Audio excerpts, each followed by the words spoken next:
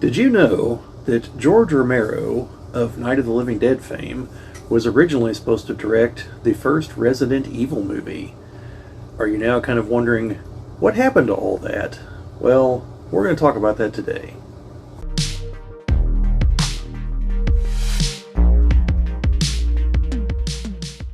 This is the Geek Cabal channel. If you've not been here before, my name is Bobbie, and today we're going to be talking about a documentary that is presently, as of my recording this, free on YouTube, called George Romero's Resident Evil, directed by Brandon Salisbury, and it is on the Flicks for Free YouTube channel. Now, I saw an advertisement for this a while ago because it's an official, real documentary people spent quite a bit of time on, and originally was released on one of the streaming services, I believe, and then I saw it on YouTube about maybe a month ago, and watched it a few weeks ago, and just been busy with other videos, so I haven't gotten around to this. But I want to talk about it because if you are at all interested in George Romero's work or the Resident Evil video games or movies, you owe it to yourself to check this out. Now, there's no affiliate links or anything like this. This is me trying to direct you to someone else's work that I believe is good work. And like I said, it's on the Flicks for Free YouTube channel. I have a link down in the description to where you can find the video. So it is a very, like I said, it's a very extensive video. I think it's about 2 hours long, if I remember right. And it goes into a lot of detail, a lot of background detail about George Romero and some of his work, and then the background information on the Resident Evil video game series, and then finally where the two paths crossed, and then how everything kind of fell apart. So I am, at the end, I'm going to talk about why it fell apart, just because it's so absurd. But I just want to talk about some of the things here first. Now, if you've seen my other videos here, you know that I'm a big zombie fan. I've done several videos about George Romero's zombie movies, and some of his other work. I believe I did a review for his movie Martin, which is a vampire film. And I haven't done a review for The Crazies, but I have seen it, and I know there's another one of his movies that I've seen somewhere along the way, but for the most part, his work has been privately funded. This would have represented a departure from that, but also you see why he's not a fan of working within the studio system, but sometimes it works out. I like Land of the Dead. I think George Romero will forever be remembered for the first 3 zombie movies: Night of the Living Dead, Dawn of the Dead, and Day of the Dead. Particularly Dawn of the Dead. Night of the Living Dead really helped kickstart the zombie movie phenomenon. Dawn of the Dead is the movie that cemented it as a thing. It's the one that other zombie movies take a lot of inspiration from. And so it was Night of the Living Dead turned to 11. And it was a superior product, had more to say. There's more critique on, there's some critiques of capitalism in there, and groupthink and things like that. But it was also clearly a direct inspiration for the Resident Evil games, which is acknowledged by the folks at Capcom, and it's one of the reasons why they sought out having George Romero make the movie. And there's some commentary from him, because he's since passed here in the last few years, but there's some commentary from when he was still alive, for people that knew him.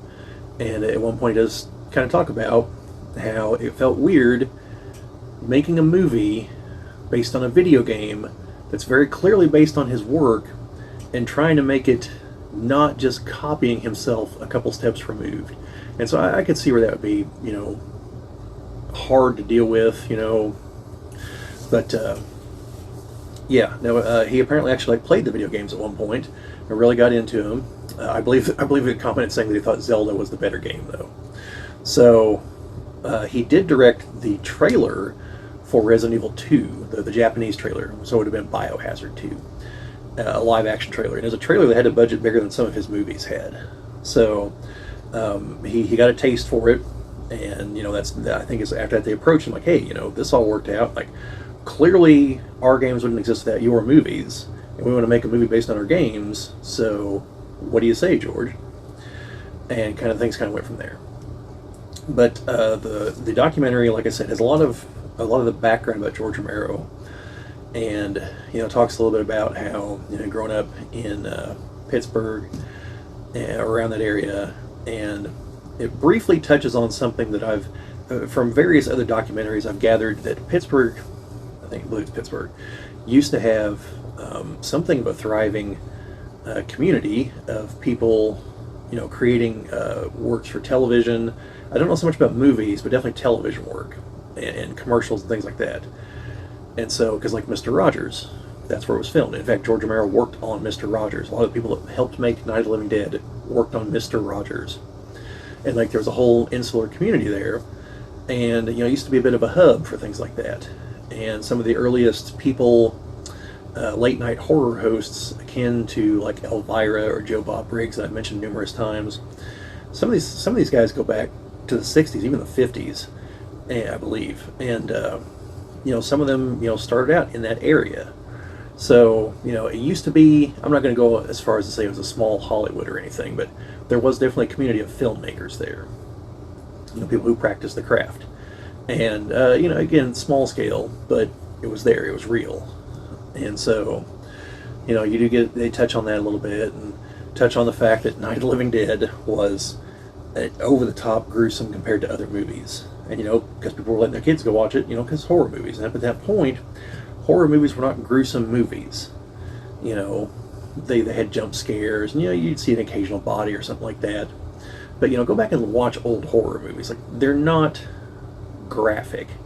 They could be scary, but they're not graphic. Night of the Living Dead had people eating people. Like, that was a radical departure from what had come before. And people were like, oh my god, let my kid go watch this. Like, well, maybe you shouldn't have. Or maybe you should have. Like, maybe we should all see people eating people. I don't know. Probably not. But yeah. So like I said, it deals a lot with that. A lot with like the background of the video game, where some of the other inspirations for the video game came from. Some of the other games that it was attempting to basically remake with better graphics. And I think Sweet Home is the game they mentioned, which I'd have to get Jim on here to talk about that sometime. But then all these things came together, and I'm gonna, like, minor spoiler here for the documentary because this is just so absurd.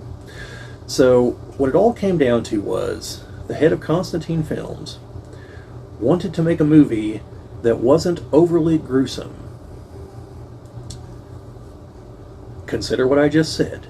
If you've played the Resident Evil games, or even seen the Paul Anderson movies, he wanted to make a movie that wasn't overly gruesome.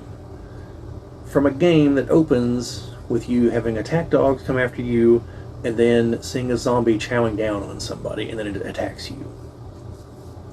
George wanted to actually have, like, things from the video game, including specific scenes, like the opening scene of the zombie eating somebody. And so his script was over the top gruesome because it was mimicking the video game. And so that was ultimately where things fell apart. And Paul Anderson got brought on board because of his recent success with Mortal Kombat. So he was also the guy who came up with the bright idea of, well, I could make it like the video games, but all the suspense is, it's gone out the window if you know who survived. So I'm going to make a bunch of original characters. Yeah, okay. So I'm not a big fan of that concept. So, yeah, like I said, he had success with Mortal Kombat, but he didn't write Mortal Kombat. He came in after the script had been written, which is why we had the characters we actually know from the video game in Mortal Kombat. But also, I think he proved that you could make a movie based on a violent video game without it being excessively violent, for better or worse. I mean, Mortal Kombat is a decent adaptation of the video game. The only thing missing is the graphic violence, which is kind of the point of the game, so it's debatable, but like as far as the concept and the plot, Mortal Kombat's actually a decent adaptation. The second one is total trash. But, so, I mean, obviously it succeeded. They made 5 more Resident Evil movies. And I've talked about before a little bit about the franchise, and I mentioned that, credit where credit's due, the first Resident Evil did help resurrect the zombie genre. It was one of the 4 movies that helped do it. So, credit where credit's due. And ultimately, I think that got Romero back in the frame of mind to make his other 3 movies, where he made Land of the Dead, Diary of the Dead, and Survival of the Dead. I can never remember the name of the third one. Now, one of those, Land of the Dead, it was a full like studio deal. Had, I don't want to say this, but real actors like Dennis Hopper, John Leguizamo, and some other folks. And then the other two were direct to video, but I think they're still good. I think Dire of the Dead's better than the other one, but it is what it is. So yeah, I think George will forever be remembered as the king of the zombie movies, and a horror master in general. Like, he made other horror movies. He made one movie that I saw on Shudder one night. I don't remember the name of it, but essentially, it was trying to showcase like what it's like to experience dementia. And I'm not gonna lie, that movie was as terrifying as any of the zombie movies. Like, and that's just like a guy in an amusement park. So, I mean, it is something else. But anyway, overall, thought it was a really good documentary. Definitely recommend it if you have any interest in either George Romero or the Resident Evil movies, or both. So definitely check it out. Like I said, the link will be down in the description. So let me know what you guys think down in the comments. Have you seen this before? Do you plan on watching it? Does it sound interesting? Any and all those things. Like, share, subscribe, all that fun stuff. Sharing and commenting help us grow the channel. And again, I can't stress this enough. If this is interesting, go check it out on their channel and leave, comments and likes and all that fun stuff there too, so they know that, people appreciate their work. But yeah, that's all I've got on this one. So just remember, when there's no more room in hell, the dead will walk the earth.